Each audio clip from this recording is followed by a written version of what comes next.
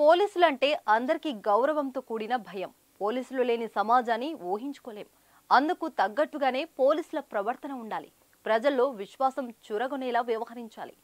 బాధితులకు భరోసా కల్పించాలి. కానీ పోలీస్ శాఖకు చెందిన కొంతమంది సిబ్బంది అందుకు విరుద్ధంగా వ్యవహరిస్తారు. యూనిఫామ్ అండ చూసుకుని రెచ్చిపోతారు.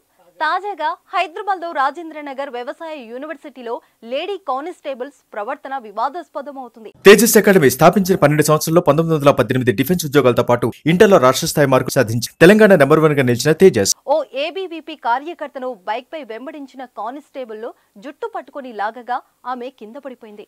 ఈ వీడియో ఇప్పుడు వైరల్ గా మారింది. అగ్రికల్చర్ యూనివర్సిటీ భూములను నూతనంగా నిర్మించే హైకోర్టుకు ఇవ్వొద్దని స్టూడెంట్స్ నిరసన వ్యక్తం చేస్తున్నారు. ఈ స్థలంలో పరిశోధనకు ఉపయోగపడే మొక్కలు ఉన్నాయని, అందువల్ల ఈ భూములను ప్రభుత్వం తీసుకోవద్దని విద్యార్థులు డిమాండ్ చేస్తున్నారు. జీవో నెంబర్ 55 ను వ్యతిరేకిస్తూ ఆందోళన చేస్తున్నారు. విద్యార్థుల నిరసనకు ఏబీవీపీ నేతలు మద్దతిచ్చారు.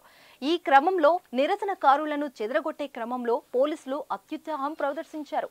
ఓ విద్యార్థిని పరిగెడుతుండగా వెనక నుంచి స్కూటీపై వచ్చిన 2 మహిళా కానిస్టేబుల్స్ ఆమె జుట్టు పట్టి లాగారు. దాంతో ఆమె కింద పడిపోయింది. అయితే అదృష్టవశాత్తు ఆమెకు పెద్ద గాయాలు కాలేదు. ఇందుకు సంబంధించిన వీడియోను సోషల్ మీడియాలో పోస్టు చేయగా అది కాస్త వైరల్ అయింది. పోలీసుల తీరుపై ఏబీవీపీ కార్యకర్తలతో పాటు ప్రజలు ఆగ్రహం వ్యక్తం చేస్తున్నారు. ఓ పెద్ద క్రిమినల్లా వెంబడించి జుట్టు పట్టుకుని లాగడమేంటని ప్రశ్నిస్తున్నారు. కానిస్టేబుళ్లపై కఠిన చర్యలు తీసుకోవాలని డిమాండ్ చేస్తున్నారు.